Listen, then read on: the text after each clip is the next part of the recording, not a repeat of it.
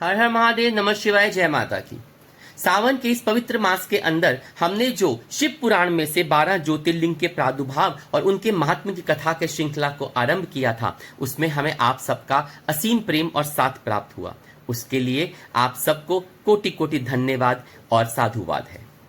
इसी श्रृंखला में आज हम 12वें ज्योतिर्लिंग, जो अंतिम ज्योतिर्लिंग के तौर पे विख्यात है, घुश्मेश्वर ज्योतिर्लिंग की कथा का वर्णन आपके साथ साझा करने जा रहे हैं और आशा भी करते हैं कि पहले की भांति आप उसी तरह से इस परिवार में अपना सहयोग और प्रेम देंगे। घुश्मेश्वर ज्योतिर्लिंग, जो कि घुश्मा की शिव भक्ति के ऊपर और उसके मरे हुए पुत्र को जीवित कर देने की कथा से जुड़ा हुआ है। आइए रुकोटि रुद्र संहिता के अंदर व्याख्यान दिया हुआ इस घुश्मेश्वर ज्योतिर्लिंग की कथा का वर्णन करते हैं। सूत जी कहते हैं, अब मैं घुश्मेश नामक ज्योतिर्लिंग के प्रादुर्भाव और उसके महात्म्य का वर्णन करूंगा। मुनिवरों, आप ध्यान से सुनिए। दक्षिण दिशा में एक श्वेत पर्वत है जिसका नाम देवगिरी है। वह देखने में बहुत अद्भुत तथा नित्य परम शोभा से संपन्न है। उसी के निकट कोई भरद्वाज कुल में उत्पन्न सुधर्मा नामक ब्रह्मवेत्ता ब्राह्मण रहते थे। उनकी प्रिय पत्नी का नाम सुधेया था। वह सदा शिव धर्म के पालन में तत्पर रहती थी, घर के कामकाज में बहुत कुशल थी और सदा पति की सेवा में लगी रहती थी। द्विजश्रेष्ठ सुधर्मा भी देवताओं तथा अतिथियों के पूजक थे। वे वेद वर्णित मार्ग पर चलते और नित्य अग्निहोत्र किया करते थे। तीनों काल की संध्या करने से उनकी कांति सूर्य के समान उद्दीप्त हो रही थी। वे वेद शास्त्र के मर्मज्ञ थे और शिष्यों को पढ़ाया भी करते थे। धनवान होने के साथ वे बड़े दाता थे।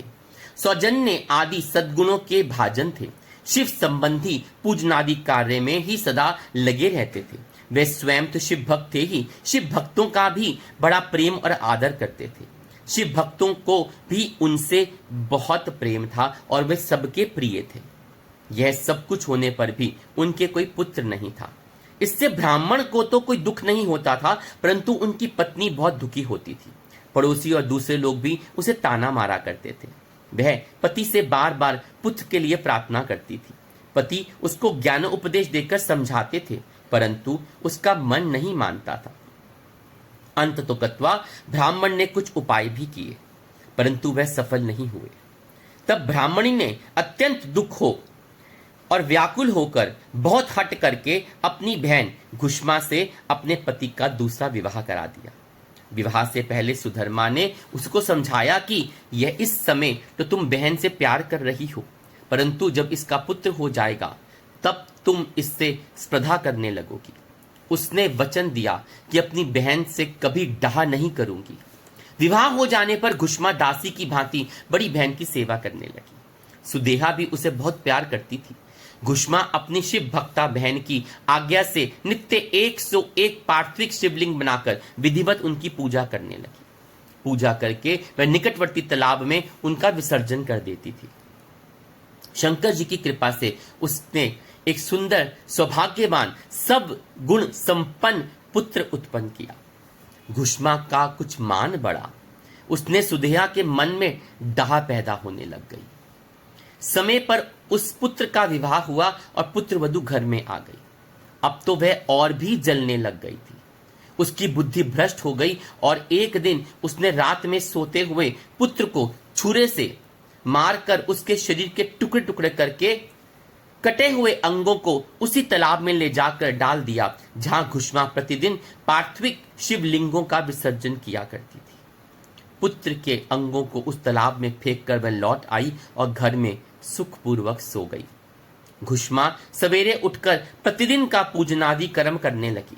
श्रेष्ठ ब्राह्मण सुधर्मा स्वयं भी नित्य कर्म में लग गए। उसी समय उनकी ज्येष्ठ पत्नी सुधेहा भी उठी और बड़े आनंद से घर के कामकाज करने लगी, क्योंकि उसके हृदय में पहले जो ईर्ष्या की अग्नि जलती थी वह अब बुझ गई थी, शांत हो गई थी। प्रातः काल जब बहू ने उठकर पति की शैया को देखा तो वह खून से भीगी हुई दिखाई दी और उस पर शरीर के कुछ टुकड़े दृष्टि गोचर भी हुए। इससे उसको बड़ा दुख हुआ। उसने सास घुश्मा के पास जाकर निवेदन किया, उत्तम व्रत का पालन करने वाली आर्य, आपके पुत्र कहाँ हैं? उनकी शैया रक्त से भीगी हुई है और उस पर शरीर के कुछ टुकड़े दिखाई दे रहे हैं। हाय, मैं मारी गई। किसने यह दुष्ट कर्म किया है। ऐसा कहकर वह बेटे की प्रिय पत्नी भांति भांति से करुण विलाप करती हुई रोने लगी। सुधर्मा भी बड़ी पत्नी सुधिया भी उस समय हाय मैं मारी गई ऐसा कहकर दुख में डूब गई। उसने ऊपर से तो बहुत दुख जताया, किंतु मन ही मन बड़े हर्ष से भरी हुई थी वह। घुष्मा भी उस समय उस वधू के दुख को सुनकर अपने नित्य पार्थिव पूजन के व्रत से विचलित नहीं हुई। उसका मन बेटे को देखने के लिए तनिक भी उत्सुक नहीं हुआ। उसके पति की भी ऐसी ही अवस्था थी। जब तक नित्य नियम पूरा नहीं हुआ तब तक उन्हें दूसरे किसी बात की चिंता भी नहीं हुई। दोपहर को पूजन समाप्त होने पर घुष्मा ने अपने पुत्र की भयंकर शैया पर दृष्टिपात किया, तथापि उसने मन में किंचित मात्र भी दुख नहीं माना। वह सोचने लगी, जिन्होंने यह बेटा दिया था वे स्वयं उसकी रक्षा करेंगे। वे भक्त प्रिय कहलाते हैं, काल के भी काल हैं और सत्पुरुषों के आश्रय हैं। एकमात्र वे प्रभु सर्वेश्वर शंभु ही हमारे रक्षक हैं। बोलिए शंभु भगवान की जय। वे माला गुथने वाले पुरुष की भांति जिन्होंने जोड़ते हैं उनको अलग भी करते हैं। अतः अब मेरे चिंता करने से क्या होगा। इस तत्व का विचार करके उसने शिव के भरोसे धैर्य धारण किया और उस समय दुख का अनुभव नहीं किया। वह पूर्वतः पार्थिव शिवलिंगों को लेकर स्वहत चित्त से शिव के नामों का उच्चारण करती हुई उसी तालाब के किनारे गई और उन पार्थिव लिंगों को तालाब में डालकर जब वह लौटने लगी तो उसने अपना पुत्र उसी तालाब के किनारे खड़ा दिखाई दिया। बोले शंकर भगवान की जय। सूत जी कहते हैं, ब्राह्मणों, उस समय वहां अपने पुत्र को जीवित देखकर उसकी माता घुष्मा ना तो हर्ष हुआ ना विषाद हुआ। वह पूर्वतः स्वस्थ बनी रही और उसी समय उस पर संतुष्ट हुए ज्योति स्वरूप महेश्वर शिव शीघ्र उसके सामने प्रकट हो गए। सदाशिव बोले, सुमुखी, मैं तुम पर प्रसन्न हूं, वर मांगो। तेरी दुष्टा सौत ने इस बच्चे को मार डाला था, अतः मैं उसे त्रिशूल से मारूंगा। सूची कहते हैं, तब घुष्मा ने शिव को प्रणाम करके उस समय यह वर मांगा, नाथ, आप सुदेहा को क्षमा कर दीजिए। वह मेरी बड़ी बहन है, अतः आपको उसकी रक्षा करनी चाहिए। शिव बोले, उसने तो बड़ा भारी अपकार किया है, तुम उस पर उपकार क्यों करती हो। दुष्ट कर्म वाली सुदेहा को तो मार डालने के ही योग्य है। घुष्मा ने कहा, देव, आपके दर्शन मात्र से पातक नहीं ठहरता। इस समय आपका दर्शन करके उसका पाप भस्म हो जाए। जो उपकार करने वाले हैं का भी उपकार कर देते हैं, उसके दर्शन मात्र से पाप दूर भाग जाता है। मैं फिर बोलता हूं, जो अपकार करने वालों पर भी उपकार करता है उसके दर्शन मात्र से पाप दूर भाग जाते हैं। यही होती है संत पुरुषों की सच्ची व्याख्या कि अपने साथ बुरा करने वालों का भी वो सदैव भला ही करते हैं। प्रभु, यह अद्भुत भगवत वाक्य मैंने सुन रखा है, इसलिए सदाशिव जिसने ऐसा कुकर्म किया है वही करे, मैं ऐसा क्यों करूं। मुझे तो बुरा करने वाले का भी भला ही करना है। सूत जी कहते हैं, घुष्मा के ऐसे कहने पर दया सिंधु भक्त वत्सल महेश्वर और भी प्रसन्न हो गए तथा इस प्रकार बोले, घुष्मे, तुम कोई और भी वर मांग लो, मैं तुम्हारे लिए हितकर वर अवश्य दूंगा, क्योंकि तुम्हारी इस भक्ति से और विकार शून्य स्वभाव से मैं बहुत प्रसन्न हूं। भगवान शिव की बात सुनकर घुष्मा बोली, प्रभु, यदि आप वर देना चाहते हैं तो लोगों की रक्षा के लिए यहाँ पे सदा निवास कीजिए और मेरे नाम से आपकी ख्याति हो। तब महेश्वर शिव ने अत्यंत प्रसन्न होकर कहा, मैं तुम्हारे नाम से घुष्मेश्वर कहलाता हुआ सदा यहाँ निवास करता हूं और सबके लिए सुखदायक हो जाऊंगा। मेरा शुभ ज्योतिर्लिंग घुष्मेश नाम से प्रसिद्ध होगा और यह सरोवर शिवलिंगों का आल्य हो जाए और इसीलिए इसकी तीनों लोकों में शिवालय नाम से प्रसिद्धि होगी। यह सरोवर सदा दर्शन मात्र से संपूर्ण अभिष्टों का वध देने वाला होगा। सुब्रते, तुम्हारे वंश में होने वाली 101 पीढ़ियों तक ऐसे ही श्रेष्ठ पुत्र होंगे जिसमें कोई संशय नहीं होगा। वे सब के सब सुंदर स्त्री, उत्तम धन और पूर्ण आयु से संपूर्ण होंगे, चतुर और विद्वान होंगे, उदार और भोग और मोक्ष रूपी फल पाने के अधिकारी होंगे। 101 पीढ़ियों तक सभी पुत्र गुणों में बड़े चढ़े होंगे। तुम्हारे वंश का ऐसा विस्तार बड़ा शोभादायक होगा।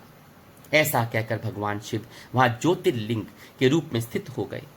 उनकी घुश्मेश नाम से प्रसिद्धि हुई और यह सरोवर का नाम शिवालय हो गया।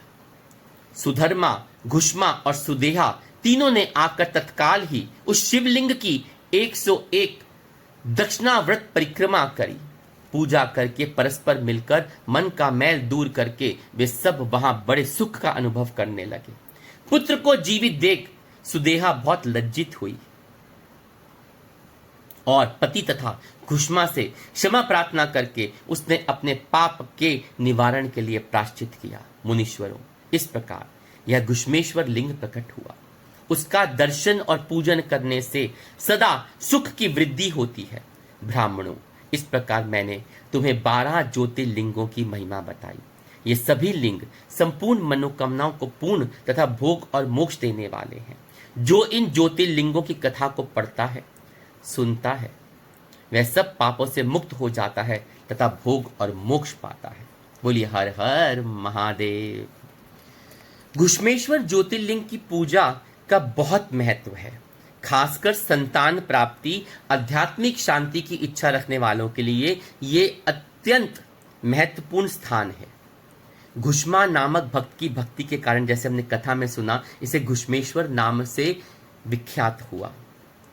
विशेष रूप से उन दंपतियों के लिए जो संतान सुख की कामना करते हैं या संतान से कोई कष्ट है उनको प्राप्त हो रहा है, तो उसकी सुख सुविधा के लिए, उसके धर्मार्थ के लिए, उस इच्छा को पूर्ण करने के लिए, उस कामना को पूर्ण करने के लिए यहाँ पे पूजा अर्चना का अत्यंत लाभ और फल प्राप्त होता है। भक्तों को आध्यात्मिक शांति मिलती है और संतोष प्राप्त होता है। और आशा करते हैं कि आपने इस कथा के माध्यम से मानसिक स्वरूप से घुश्मेश्वर ज्योतिर्लिंग का दर्शन अवश्य प्राप्त किया होगा। हाँ, ये कथाएं का जो श्रृंखला है ये यहीं पे खत्म नहीं हो रहा है। हम शिव पुराण में से कुछ अद्भुत विस्मरणीय और कथाओं का भी वर्णन आपके साथ साझा करेंगे, जहां पे भगवान शिव ने अपने भक्तों पर कृपा करके या अद्भुत रूपों से हम सबको कृतार्थ किया हुआ है। उन सब का भी धीरे धीरे से ये श्रृंखला यूं ही चलती रहेगी। लाइक नहीं किया तो करिए, पसंद आई होगी ना आपको। और हाँ, अभी तक सब्सक्राइब नहीं किया तो बेल आइकन को दबा के सब्सक्राइब कीजिए, तभी तो आने वाली वीडियो को आपके सूचना मिल पाएगी। और कमेंट करना मत भूलिएगा, जानते हैं ना बहुत महत्वपूर्ण होते हैं। तो बोलिए हर हर महादेव शंभू।